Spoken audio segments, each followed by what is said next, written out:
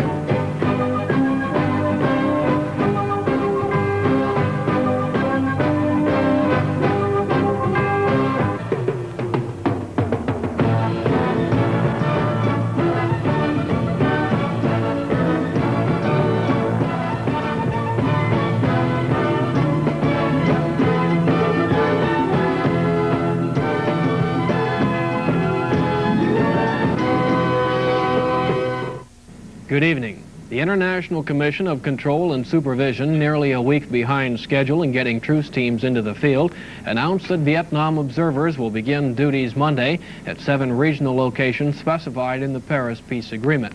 The locations are Hue and Da Nang in the northern quarter of South Vietnam, Pleiku in the central highlands, Phan Thiet on the central coast, Bien Hoa in the Saigon region, and My Tho and Can Tho in the Mekong Delta.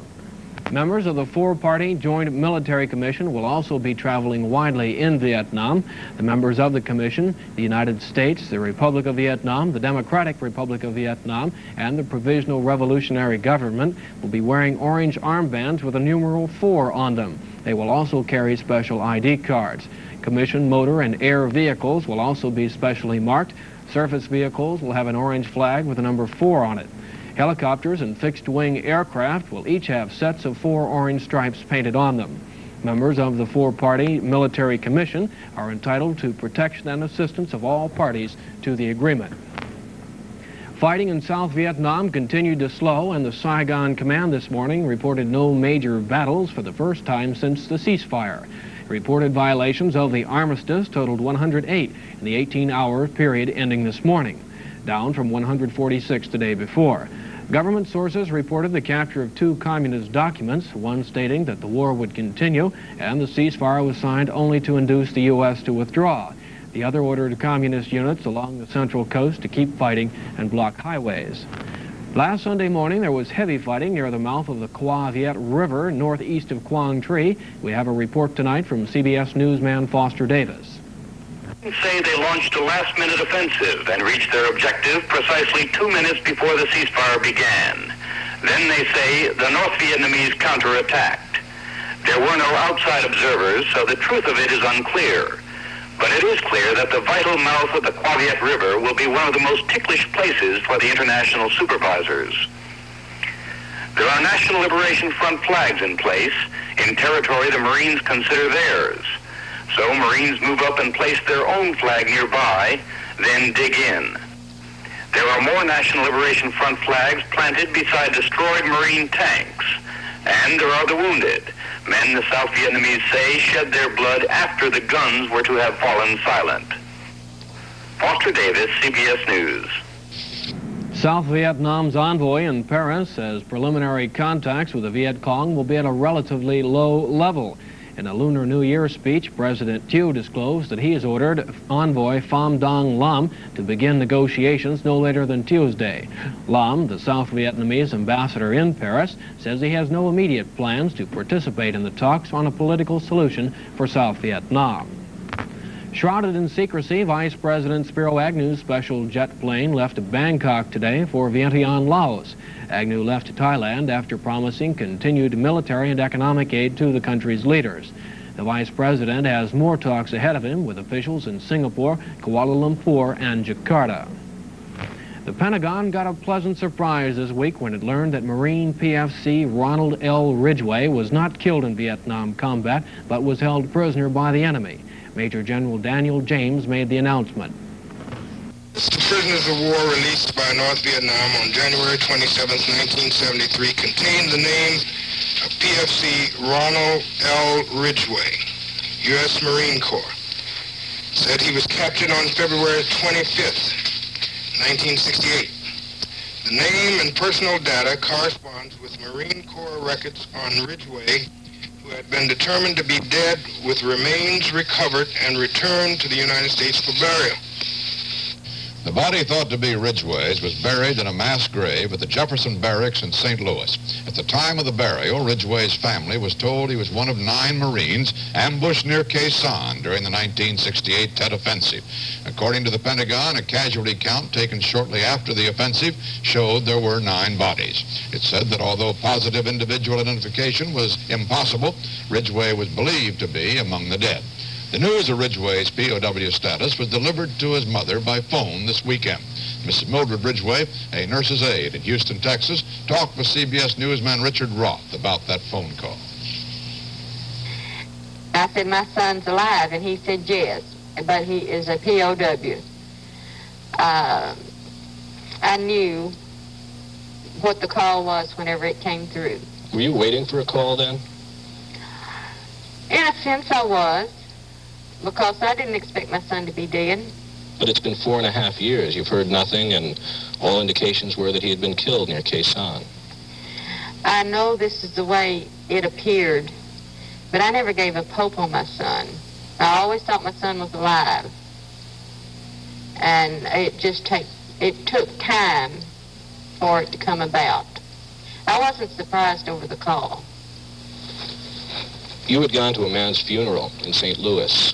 You had been told by the military that he had been killed in an ambush, and you said, despite this, you had known, not just a matter of hope, you had known your son was alive? Yes, I went to that service, but I also said that my son was alive when I went. I told them then that my son was still alive. Why did you feel this way? Intuition, I don't know exactly what you call it, but I never gave up hope on my son. I just felt that God was taking care of him, and like he does all of us. The U.S. Command issued an official strength summary listing 21,800 American servicemen as of Wednesday.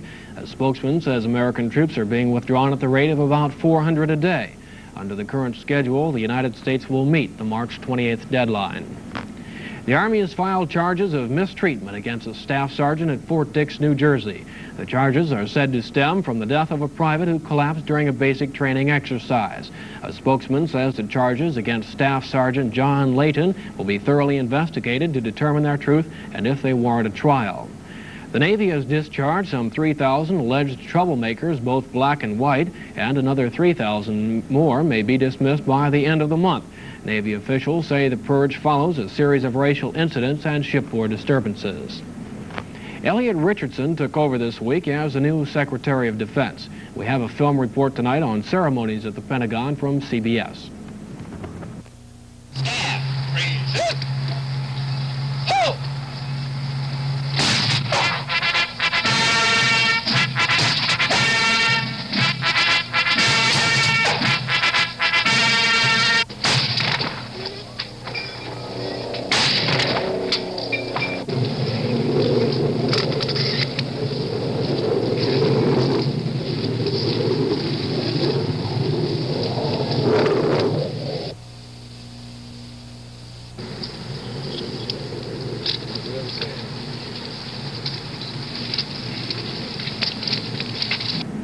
President Nixon presented his fresh approach to Congress today in the first of several written messages to Congress, which he's substituting for the traditional State of the Union speech.